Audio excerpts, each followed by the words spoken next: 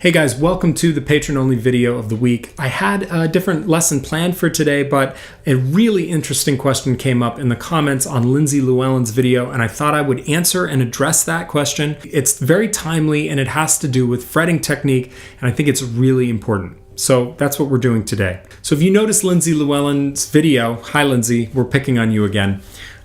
On his first and second strings, specifically, he really is riding those strings perpendicular to the string. His nail is perpendicular to that string, and it looks kind of like this. And actually, if I recall, Lindsay is using his middle finger on the second fret like this. When he goes to the inner strings, he does rotate into what would be considered a more proper position on the board. And I've got some screen grabs of him in both modes. That's a lot of extraneous motion, so I'm trying to get him to release that motion and use a more consistent mode of play on the fretboard and more consistently fretting on strings from 1 to 4. So regardless of whether he's fretting his first string or his fourth string, his technique should remain consistent across the fretboard. And here's an example. Here's a screenshot of me playing Big-Eyed Rabbit. This is me curled over the board with what I consider a good fretting technique. My nails are not true parallel, but they're fairly close to parallel. I think the biggest thing to think about is you want a gap between your palm and the outside of your neck. And if you're fretting like this, with that knuckle joint contacting that outside of the fretboard, you're really in a compressed position, and you can see this in Lindsay's hand. You can also see when he collapses in, his wrist bends like this, which is very common for guitarists, and he's really tight in to that fretboard. And I would like to see him open that up, bend the wrist slightly in a more neutral shape, and keep that shape consistent across the instrument. You want air between your palm and the outside of the banjo neck.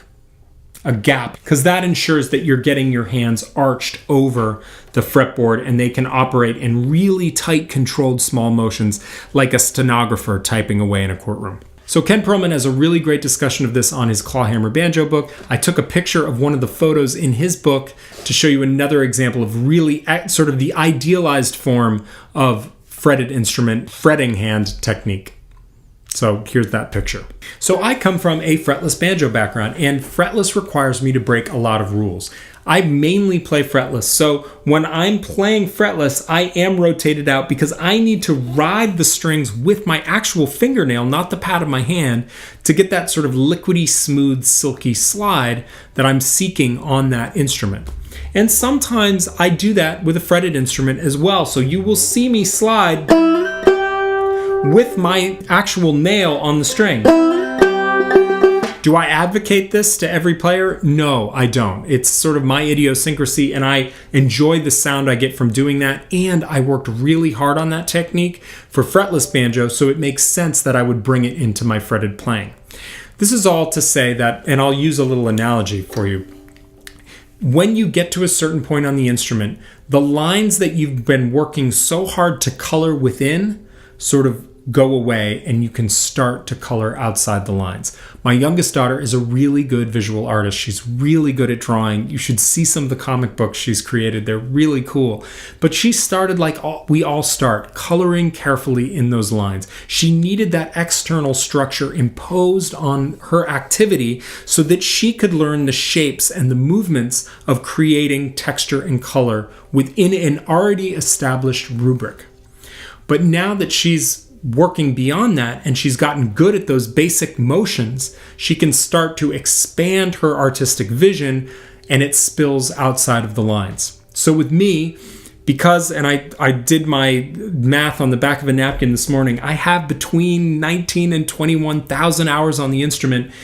I am at the point where I don't, the rules that I established in the very beginning to build excellent banjo technique, they're not rules so much for me anymore as they are guidelines to occasionally reflect on. But for the most part, when I'm playing a tune for you guys, I'm in the moment and I'm focused really on not technique, but artistic expression and telling a story with the music. So I'm coloring outside the lines, and sometimes my technique doesn't look proper anymore. And that's just because I don't think of it in those terms anymore. I'm after something else. And I will get that other thing, that something else, by hook or by crook. If I have to bend or break rules to get it, I will do that. But that comes later in a player's career. And it's important to understand those lines, that structure, that external rubric, to apply that to our playing, to build excellent, efficient fretting technique. And then later on, later down the line, you start to color outside of those boundaries. I do hope this answers your question, John. It was really an excellent question. So that does it for today's patron-only video. We will be learning Breaking Up Christmas tomorrow. I hope I can get it all done tomorrow. If not, it will drop Saturday morning. I guess I was a little ambitious when I posted that earlier video today saying that I would drop it on Friday. So it may be Saturday, but let's see what I can get done. I will see many of you tonight at the Banjo Quest Christmas edition of The Barbecue, our live stream event that is for captains and keep members. I'm really looking forward to it. We're going to talk about this. We're going to talk about Breaking Up Christmas, and I'm going to compare a wood tone ring to a metal tone ring so you guys can hear the difference. And lots of other things, including a choosing drawing. So I will see you tonight, many of you tonight, and of course I will see you all on the next Banjo Quest. Thanks for tuning in, and I look forward to working on Breaking Up Christmas with you. Merry Christmas, everybody.